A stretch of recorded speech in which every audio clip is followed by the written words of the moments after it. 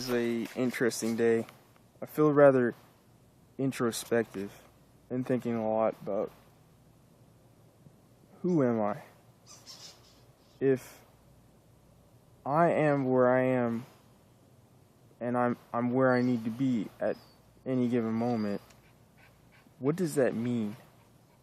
If everything that we look at is perceived as the present, but it's actually occurred, I don't know, something milliseconds ago, and we're just now receiving the information, what is the present moment?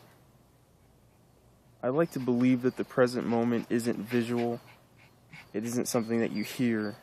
It's more so something that you do, something that you feel. Like, if it were dark and you couldn't see anything nor hear anything, the only thing that you would have is probably what was beneath your feet. You'd feel the ground beneath your feet. If you walked into a wall, you would feel the wall at that moment, not seconds later. Well, then again, it takes time for the information to travel to our brains. So what is the present moment? Wow. But, that's just one side of the coin of what I've been thinking of. It's like, I don't know if traveling is something that is who I am, or it's just something that I want to do. Because all of my life, we've just been moving, like every 3 years. And in the case of Kansas, I think it was 4, we'd move. I didn't live in Hawaii for longer than 3 years. I didn't live in New York for longer than 3 years. And I've been in Texas for like 10. I think I got here in 2005. Yeah, I've been in Texas for like 9, close to 10 years now. And it's just like, do I want to move? Do I want to travel because I've been moving every 3 years, or because it's something that, as a human being, is my soul's calling to go around the world and teach people about movement and stuff like that? I really don't know. Because it's just like, the people that I'm around talk about, that's not sustainable. That's not realistic. And it's just like, why not? Just because you've grown up, or you're in that mindset of settle down, and settling down means you're just in a certain area with a significant other, with children and stuff. Why does settling down have to be like that? Why can't it be, if I know how to travel across the world with my significant other and a child or two maybe, why can't I do that? Why can't the whole world be my home, instead of my home being inside of a state, inside of a certain city at any given time? Sure, maybe I can't fathom the amount of money that you would need to be able to sustain something like that, or even having different houses across the world. But why is that the American dream, to get a family with a white picket fence, a big house, and maybe my views will change later. But who knows? I tend to imagine like I could go anywhere I want, whenever I want. But it's just like, traveling takes different types of strengths. And I look at it like, yep, right now I could get up and walk to whatever location I want, besides somewhere across seas. And that would be it. But then it comes in, getting food, getting shelter, clothing, and hygiene is kind of a comfort thing. I think it's something you need to do. I'm sure it's something that you need to do. But it also ties in with comfort. And I think about those things. Like, that is one type of strength. That's one type of person that I could be to do that. And then there's the other one that has the money to just, hey, I'm going to hop on this plane with whatever it is that I decide to take with me and go wherever I want to go. And that's another type of strength. And right now I'm not strong enough to do either. But I want to be strong enough to do both. And it's just like the people who have time to dedicate to things like that, the people who have the resources to dedicate to something like that, they're really strong people if you ask me. And others are just like, that's crazy. Why would you want to do something like that? And it's just like, because I can, because I want to, because that's where I want to go. And right now, what I would like to do is to stop thinking so much and let my soul shape and carve my body for what it's supposed to be, what it's becoming. You know, there's lots of obstacles that I see and I complain about, and it's just like, I don't like complaining, and I would like to go without complaining, but it's so commonplace. It's just, I don't have to think about complaining. It just happens. And, you know, like my kitchen being dirty all the damn time, cooking, sleeping. I don't sleep the way I want to sleep, but I don't know if it's really up to me up here, or if it's up to my body to just, you know, I gotta just let my body sleep when it needs to sleep. You know, if I trained consistently and just let my body sleep when it needed to sleep and just ignore those obstacles, the kitchen and the food, and just did it, if I would naturally start finding a rhythm. I don't know. Because I'm pretty sure the person in here is neurotic. The person in here holds on to shit. The person in here he doesn't know. He knows he's the smartest dumb person that has ever lived. And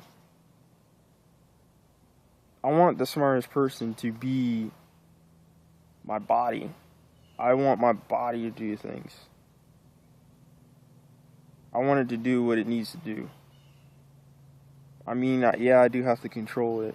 I do have to, like, let's do this together type thing. You know, I hate cleaning the kitchen, but my body knows that I have to clean the dishes so I can have something to eat off of and something to cook with.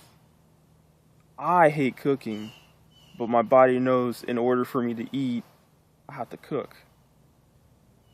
It sucks, and the fact that my brother eats more goddamn food than I do, that doesn't help either. It's just, I want to eat more food, but he eats the food more that I would be eating. That doesn't help either. And I think to myself sometimes, if I was just living somewhere else, would this be different?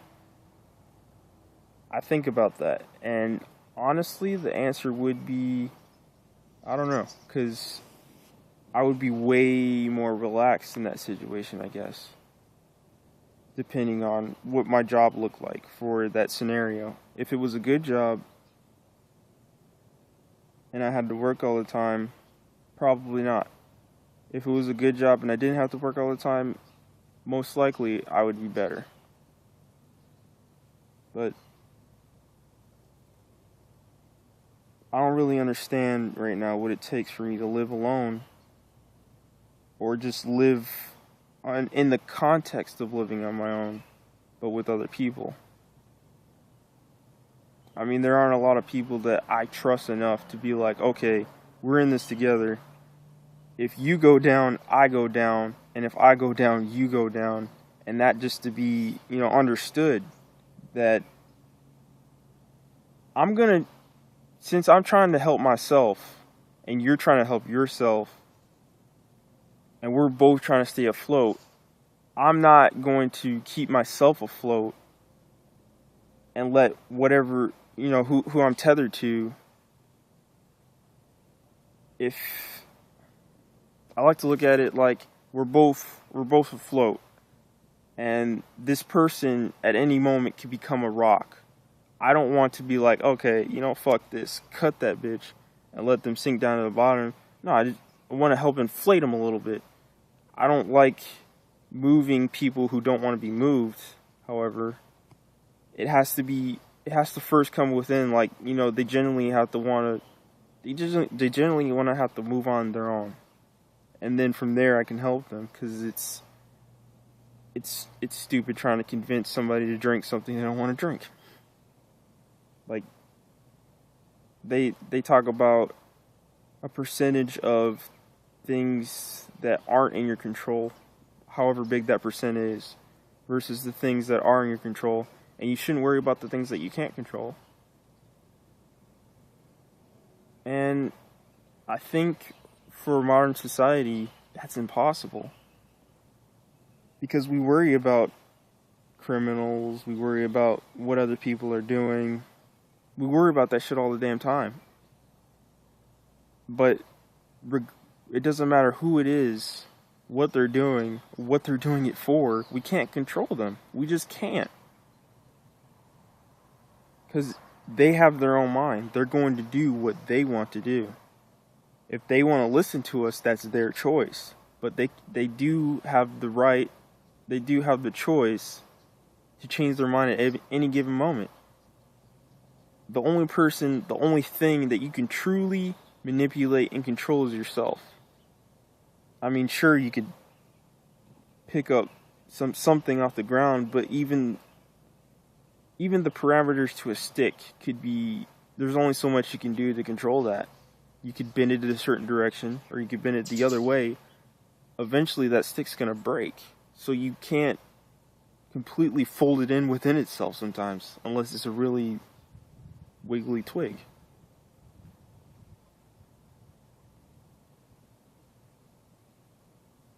Just makes me wonder sometimes, who would I be if I stopped complaining, even just to myself or other people, and listened to the voice within that's saying, you know what, that looks cool, let's do that. Or, I need to eat, let's go get some food. I need to sleep, let's go to sleep. Regardless of where the sun is, and I figured that I'm a stressed human being. And I don't sleep properly. And I feel, I don't know if this is correct or not, but I feel that if I did the things that I need to do on a consistent basis, that my body needed to do on a consistent basis, that I'll be able to sleep properly. Because I think I sleep like 3 hours a day or some shit like that, and that's not good. Regardless of what I'm putting in my system, I need 6 to 9 hours. I'm pretty sure at any given moment, anybody needs 6 to 9 hours. Sure, you can quote unquote function on something like 3 or 4 maybe, but you're not fully recovered. Your body needs that time to recover. Because if you think of a time period such as 10 o'clock to 6 a.m., that's 8 hours. And the sun sets around 7, 8. You start winding, you're supposed to start winding down around 9 o'clock. You go to sleep at 10. And you sleep for 8 hours. You wake up 5 o'clock in the morning, 6 o'clock in the morning, when the sun's about to rise, and you can start doing things. And that rhythm for me is all out of whack. I don't know why, but I hope for it to get back in place. Because I don't want to work at night. I just don't. I don't feel like that's conductive towards anything. I think it sucks. It's just like, working at those times just makes me feel like I'd rather be at home sleeping. I'd much rather be at home sleeping. I don't care about how much money I'm getting. I don't. I'd rather be sleeping. Even if I'm not even tired at that moment, you know what I'm saying? This video is probably way too long. 15 minutes. I'm gonna cut this off. Peace out.